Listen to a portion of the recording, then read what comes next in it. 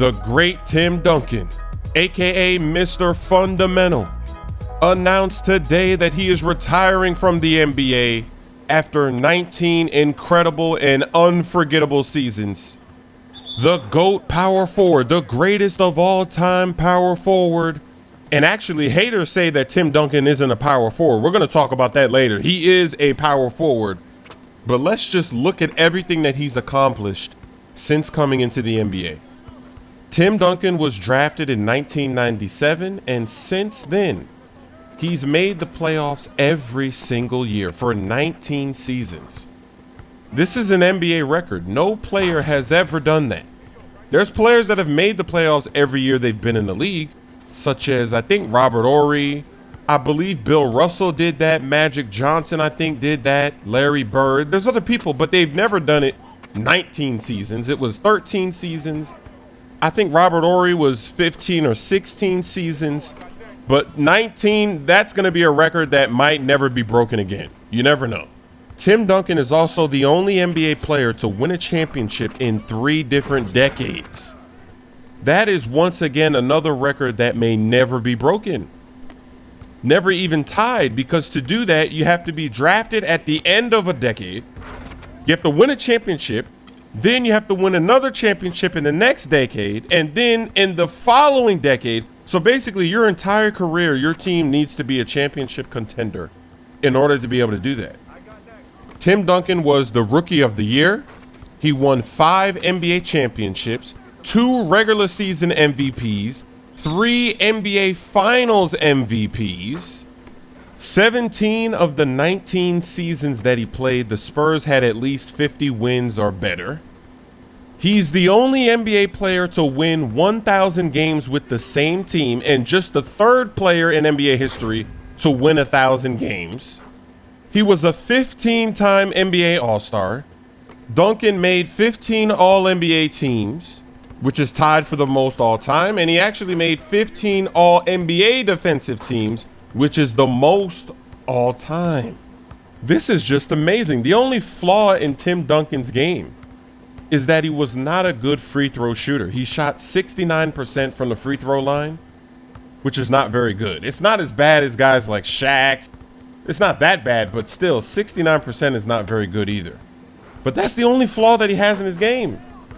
And Tim Duncan is the kind of player that, even though he's accomplished all of this and he's broken records, he's done all these things, he doesn't get the respect that he deserves.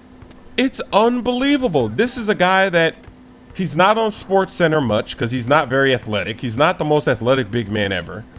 He just knows how to play the game. He knows where to be. He knows how to use his body. He knows how to use his footwork. He has a hook shot, a post fadeaway. He has the post drive hook shot. He rebounds. He blocks shots. He changes shots. He has great help defense, great pick and roll defense, a great pick and roll offensive player. He can shoot the mid range. He can pass. He literally does it all, but he's not flashy. He's not on SportsCenter, so he doesn't get the respect that he deserves. And the Spurs, they're a small market team. And they don't play, as you would say, exciting basketball. If you're a basketball junkie, then when you see the Spurs playing, you do see some excitement. You see some beautiful things happening. But for the average fan, the casual fan, when they see the Spurs playing, they get bored. Now, over the last few seasons, they have changed their style of play. They've been playing a lot faster. There's a lot more fast breaking going on. Obviously, Kawhi Leonard, he's the kind of player they haven't really had, a guy that can dunk and posterize, a super athletic. They haven't really had a guy like that over the course of all these years that Duncan's been there. The Spurs were more of a lockdown defensive team, and then they would come down and play a very slow pace on offense. And Tim Duncan would dominate the game. You would give it to him in the post, and nobody could stop him. He'd be in the post. He'd do all kind of post moves. If you bring a double team, he passes. Then Tony Parker slashing, or Ginobili slashing, or Bruce Bowen's hitting threes. It was just domination, fundamental domination, dominating a game so quietly. And this Spurs team had so many clutch moments, so many threes at the end of games, set plays that Greg Popovich would throw out there. Just amazing basketball. And so many teams that they went up against, like the Phoenix Suns, the high-scoring Phoenix Suns with the super athletic Amari, they would figure out a way to beat him. They would switch on Bruce Bowen to Nash. They would make all these changes, and then at the end of the game, they would force the Suns to choke. You make one little mistake, you open the door, and then here come the Spurs with a set play at the end of the game, a three. Greg Popovich would just surprise you. Sometimes it was a three from Michael Finley. One game, Greg Popovich ran a play for Tim Duncan to hit a three to tie the game in overtime against the Phoenix Suns. The risk that they would take and all the clutch plays, all the moments, all the 7-game series, the battles with the Dallas Mavericks, the battles with the Lakers, all these teams in the Western Conference.